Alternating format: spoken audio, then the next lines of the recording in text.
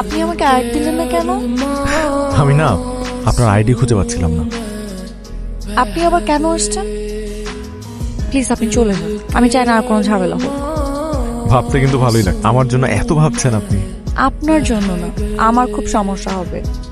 চলে যাব, কিন্তু এক শর্তে। কি? আমি চলে গেলেও আপনি আমাকে টেক্সট করবেন। চেষ্টা করবো। কলেজের রাস্তা তো চেনাই আছে আমার। পরের দিন আমরা ঢাকা চলে আসি, সাথে নিয়ে আসি মাধবীলতার সাথে সুন্দর একটা মিষ্টি স্মৃতি।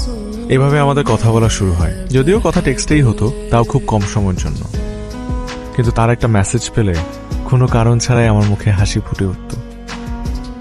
আচ্ছা, আমার কি ভালো লাগে তোমার?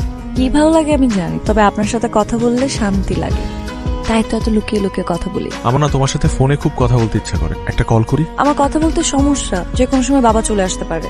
আমি আপনাকে বলেছি আমি কথা বলতে পারি না, একটা সমস্যা আছে। আচ্ছা সরি। সেদিনের পর আমি আর ফোন দিইনি মাধবীলতা। মেসেজে কথা চলতে থাকে, দিনে রাতে যখন সময় পেত সে। হয়তো তার সাথে কথা হতো অল্পক্ষণ, কিন্তু তার কথা ভাবতাম আমি সারাক্ষণ।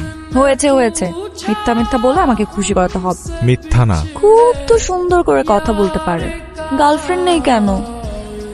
কখনো মায়ায় পড়িনি, তাই দেখতে দেখতে একটা মাস কিভাবে কেটে গেল তা বুঝতেই পারলাম না।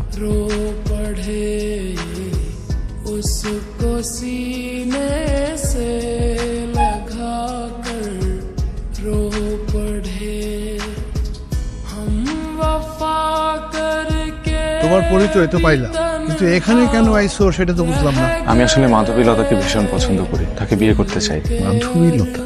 মাধবীলতারে তুমি পছন্দ করো, খুব ভালো কথা, কিন্তু আমার কাছে কেন? আপনার কাছে তো আসবো, আপনি তোর বাবা। আরে আমার মেয়ের নাম তো লতা। বাবা, কলেজে মনে হয় ওরে মাধবীলতা নামে অনেকে ডাকে। আচ্ছা বাবা, তুমি লতারে কতদিন ধরে চেনো? দেখো বাবা, আমার মনে হয় তোমার কোথায় যেন একটা ভুল হইতেছে। আমার মেয়ে তো বোবা, কথা বলতে পারে না। আচ্ছা, তুমি ভাইবে চিন্তা আইছো তো? আমার মনে হয় লতা যে কথা বলতে পারে না এটা তুমি জানো।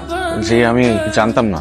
দেখো, আমার মায়ের আমি ছোটকাল থেকে অনেক আদর করে বড় করছি। আমি আমার পুরো জীবনটাই ওর জন্য স্যাক্রিফাইস করে দিচ্ছি। আমি এমন একটা ছেলের কাছে আমার মেয়েরে দিতে চাই যে কিনা আমার থেকে বেশি ভালোবাসবে। তুমি কি পারবা আমার মায়ের লতারে আমার থেকে বেশি ভালোবাসতে? দেখো, দেখা ভালো লাগা আর একটা বোবা মেয়েরে নিয়ে সংসার করা এক কথা না। তুমি ফিরে যাও, আমার আবার কাজ আছে, চাটা কিছু খাইয়ে যেও। না,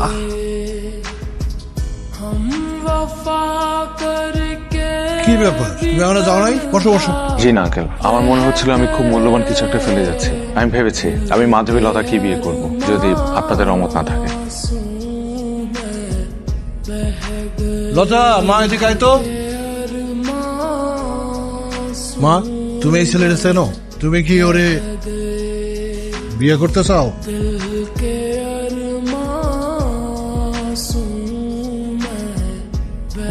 মাশাআল্লাহ, আমার ছেলের পছন্দ আছে বলতেই হবে।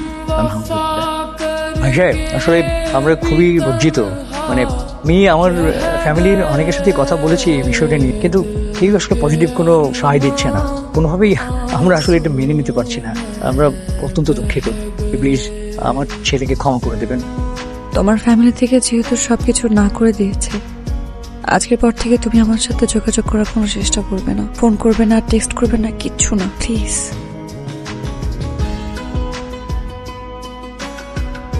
বাবা কেন ফোন দিয়েছিল ওদেরকে? আমি আমাদের ডিসিশন ওদেরকে জানিয়ে দিয়েছি। কার সাথে কথা বলে ডিসিশন জানিয়েছো? সংসার আমি করবো, তুমি আমার সাথে কথা না বলে ওদেরকে কিভাবে ডিসিশন জানাতে পারলে বাবা? অর্ণব, আমি তোমার বাবা, ভালো মন্দ দেখার দায়িত্ব আমার। আমি ভালোবাসি মানুষটাকে। যে মানুষটা কথা বলতে পারে না তার সাথে তুমি যে সম্পর্ক করেছো সেটা কোনো স্বাভাবিক ঘটনা না। আমার ডিসিশন আমি নিব, কারণ এটা আমার জীবন।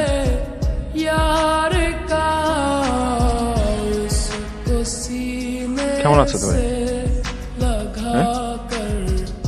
আমি জানি তুমি আমার উপর, লতা, আমি জানি আমার উপর তুমি রাগ করে আছো। আমি আমি কথা বলেছি বাবা মার সাথে, সব ঠিক হয়ে যাবে। তাদেরকে আমি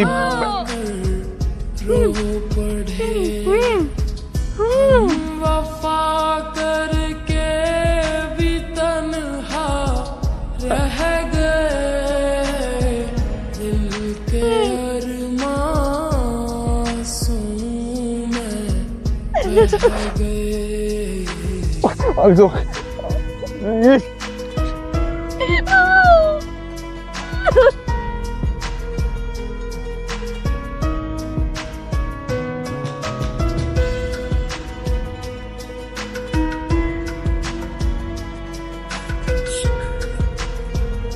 কথা বলতে পারে, ও কথা বলতে পারে না, আমি পারি, আমি পারি, এটাই তো সমস্যা।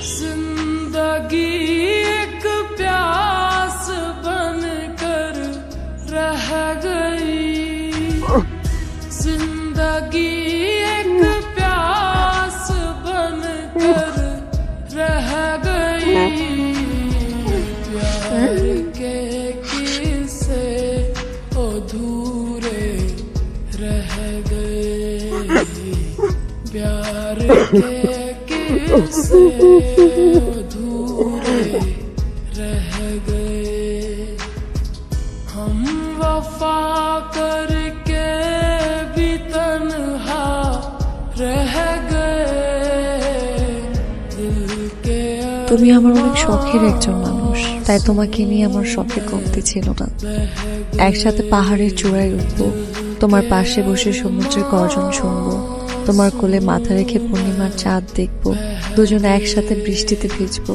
তুমি আমার সুখ ছিলে, তোমাকে পেয়ে নিজেকে পৃথিবীর সবচাইতে সুখী মনে হয়েছিল।